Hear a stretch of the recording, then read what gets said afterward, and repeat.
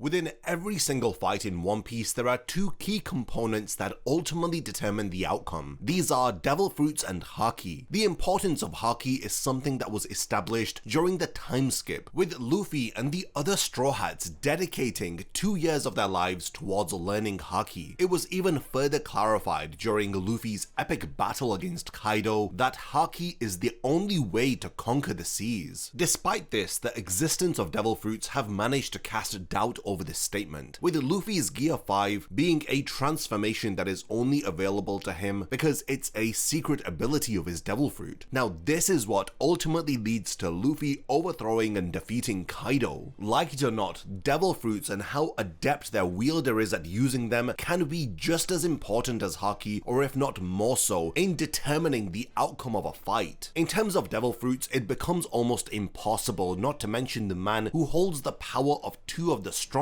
devil fruits in the series. I'm of course referring to Blackbeard. Just how he is capable of wielding two devil fruits is a mystery that we are still waiting for an answer for. His rise in strength and status as a result of his unique outlook and his abilities is something that has only been matched by Luffy, another individual who is wielding one of the strongest devil fruit powers in existence. With a lot of fans assuming that Blackbeard will likely be the final antagonist of One Piece, it is impossible to understate his importance as a character. He is both a foil and a direct contradiction to Luffy and everything that he stands for, and Blackbeard perfectly contradicts the wider narrative of One Piece as a whole. At this point in the story, Blackbeard has the strength to back up his massive role in the story, with only a handful of characters in all of One Piece being able to match up against him. Now for this video, I've done a lot of research about Blackbeard and the threat that he poses to both the pirates and the marines. The stuff that I'll be talking about will prove that Blackbeard is more important and dangerous than anyone could have predicted, and Blackbeard may be a threat to the entire existence of devil fruits as a whole. Before talking more about Blackbeard, we first need to understand just how devil fruits operate. Now devil fruits can be broadly defined to fit into one of three categories: Paramecia, Logia, and Zoan. Zoan devil fruits turn their user into a different species. Within Zoan devil fruits, there is a minor subcategory for mythical Zoans which transform their wielder into a mythical creature. An example of a normal Zoan would be Rob Lucci, while for a mythical Zoan you have Mako the Phoenix, Sengoku the Buddha, and now Monkey D. Luffy. Logia devil fruits allow their users to utilize an element or a feature of Mother Nature, and they also have corresponding abilities linked to the element of their devil fruit. There are plenty of examples of this type of devil fruit, but the most famous would be arguably the original three admirals, and then Podcast D Ace, and lastly Blackbeard. Finally, we have Paramecia type devil fruits, which can effectively be described as everything that isn't Zoan or Logia. Now these make up the bulk of all devil fruits, being what everyone originally had believed Luffy's devil fruit to be. And the strongest Paramecia type devil fruit is considered to be the Gura no Mi. So while this is a broad overview of all of the different types of devil fruits, there is also other important information that needs to be established before we get into the broken nature of Blackbeard and how he tends to ignore all of the rules that Oda sets out within his power system. First, you can only have one devil fruit. This is an ironclad rule within One Piece. You eat a devil fruit, you gain its abilities, and then when you die, the devil fruit effectively respawns somewhere else in the world. We had seen this happen with Ace and also with Doc Q's introduction as part of Blackbeard's crew back in the first half of the Grand Line. But the main point is you can only have one devil fruit per user. The only exception ever to this rule is Blackbeard. We don't really know how he does it and why he can do it, or if there are any limits to his power, but Blackbeard can seemingly take other people's devil fruits following their deaths. The most famous example of this is when Blackbeard had stolen the devil fruit of the former Yonko Whitebeard shortly after his death at Marineford. There was also the Suki no Mi, or invisible devil fruit, which was stolen from Absalom and given to Blackbeard's right-hand man Shiryu. Another major rule about devil fruits is that consuming a devil fruit will permanently alter your lineage factor, something that was discovered by Dr. Vegapunk, which had allowed him to devise a method to replicate devil fruits and artificially recreate their effects. We've seen this with Momonosuke's devil fruit, which is a copy of Kaido's. We also see this with the Seraphim, whose blood grants them devil fruit-like abilities, and then with Smiles created by Caesar Clown, which of course were a failed devil fruit replication. The final and most important thing that we need to establish about devil fruits is what happens when they are awakened. This concept of devil fruit awakening was first introduced by Doflamingo, who had said that while it is very rare, some devil fruits can awaken and affect objects aside from the wielder itself. Doflamingo displayed this by transforming the structures around him in Dressrosa into strings which he could then manipulate in order to attack his opponents. Law, Kid, Katakuri, Lucci, and now even Luffy have all awakened their devil fruits. They have received increased abilities as a result of doing so, and this has significantly granted them greater power and more refined control. And lastly, they've unlocked new abilities that would have otherwise not been possible for them. According to Kaido, for an awakening of a devil fruit to occur, a user's mind and body must catch up to their abilities. Now, this is something that is worth remembering for later on in the video. So how does all of this relate to Blackbeard? I don't think that I need to provide a breakdown of Blackbeard here, and truthfully we still don't know all too much about him for me to be able to even break down his character. The point is, he is incredibly strong, ambitious, and dangerous. He has so far been the direct catalyst for 2 major wars during the series, and he has risen from the ranks of an unassuming crew member of Whitebeards to a Yonko in his own right. And most importantly, Blackbeard has managed to bring into question everything that we know about devil fruits. Blackbeard's journey of rising and assuming the rank of Yonko had started from a singular source, which was the Yami Yami no Mi. The Yami Yami no Mi, or Darkness Devil Fruit, gives its user the ability to create, control, and transform into darkness at command, and thus this makes it a Logia type devil fruit. However, among all of the known Logia type fruits, it is considered to be extremely unique, possibly even a devil fruit that is miscategorized, much like the Gomu Gomu no Mi was originally. The Yami Yami no Mi does not operate like a typical Logia in providing the wielder with an elemental form that they can transform into and manipulate their body with. We have seen Crocodile transform part of his body into sand and even survive decapitation by turning his head into sand. Blackbeard, on the other hand, has no such ability. This point goes even further because typically Logia devil fruits can allow attacks to pass through the body of the user as long as the haki of the user is strong enough. The Yami Yami no Mi, on the other hand, directly absorbs attacks, making the damage taken even greater than it would have been normally. The Yami Yami no Mi's absorption characteristic links with the fruit's other abilities, as it can manipulate gravity and even absorb objects and people into a vortex of darkness, leaving them heavily wounded. Blackbeard has used each of these abilities in order to surprise and overwhelm his opponents. He had done this most famously against Podcast D Ace, but despite all of this, the ultimate trump card of Blackbeard's devil fruit is the ability that makes it the most unique devil fruit in the world, and it's the power to completely nullify devil fruit powers. As long as Blackbeard makes contact with an opponent, for as long as he is touching them, then that person will effectively lose their powers. Now this comes as a massive shock, and it often throws his opponents off their game as they find themselves limited in the use of their main abilities. This brings me onto the next part of this theory, which some of you may have already put together based on what we have talked about so far. We have established that devil fruit awakenings allow for users to apply their abilities or effects onto the environment around them. Now the added context of Blackbeard's devil fruit giving him the capability to nullify the devil fruits of others through contact alone, this would mean that Blackbeard could apply his Yami Yami no Mi to the environment, making everyone unable to use their devil fruits except for him. This would immediately change the entire dynamic of power in the One Piece world. While the importance of haki is well established at this point in the story, only Garp, Shanks, and previously Roger have been considered to be some of the most powerful characters in the One Piece world who don't have a devil fruit, and this is thanks to their haki mastery. If Blackbeard can now entirely eliminate the threat of devil fruits, how much of an advantage will he suddenly have over the other top tier One Piece characters in the world today? Could a Luffy who doesn't have Gear 5 be able to stand a chance against Blackbeard? What about Kizaru without his light powers, or Akainu without his magma? Even the likes of Im and the Gorosei with their mysterious devil fruits will be rendered defenseless against Blackbeard unless they have mastered haki and the skill that comes along with it in order to overcome both the Yami Yami no Mi and the Gura Gura no Mi. Despite all of this, it doesn't mean that Blackbeard will be invincible, because the range of a devil fruit awakening is not something that has ever really been clarified within One Piece. Piece. With Doflamingo and Katakuri, they were shown to be able to activate their powers over a decent enough distance. We don't know if that holds true for all Devil Fruit awakenings, but as long as there is a distance limit, then someone could always use their Devil Fruit awakening from outside of the range of Blackbeard's nullification effects. Even if Blackbeard can apply his Devil Fruit's effects to the environment surrounding him, we have seen Devil Fruits grant their users the ability to fly. Luffy, Kizaru, Big Mom, and Kaido are some examples of some of the strongest who have been able to fly so far within the story, and as long as they are in the air and not directly touching a surface, there is no guarantee that Blackbeard's Devil Fruit will be effective against them. Now, even with all of these drawbacks, if Blackbeard does come to awaken his Devil Fruit in the near future, it could easily spell disaster for some of the top tier strongest One Piece characters, especially when you stop to think that the Gura Gura no Mi lets its user effectively grab onto the air itself, as shown by Whitebeard during Marineford. If the effects of both the Yami Yami no Mi and the Gura Gura no Mi combine in an awakened form, then Blackbeard would be able to apply his nullification effects to even the air itself. Then anything that touches the air around him would lose their Devil Fruit power. When you get to this point with a character like Blackbeard, someone who can wield at least 2 Devil Fruits, the damage that he has the potential to cause by combining the effects of his Devil Fruits becomes limitless. Now, we've reached the point of the video where I want to hand over the discussion to all of you. What do you think about the theories that I've proposed in the video? Do you think that Blackbeard has the potential to destroy the very concept of Devil Fruits as we know it? Do you think that Blackbeard has already managed to awaken the Yami Yami no Mi? And what are your theories on what Blackbeard will do in the future? I really am looking forward to reading all of your comments. As we are nearing the endgame of One Piece, it is very important to start discussing the potential of Blackbeard. If you've enjoyed this video and you want to see more like it, then definitely subscribe to the channel, as I'll be uploading way more explained videos, theory videos, and One Piece character analysis in the future. Lastly, thank you for making it to the end of this video, and I cannot wait to see you in my next One Piece video.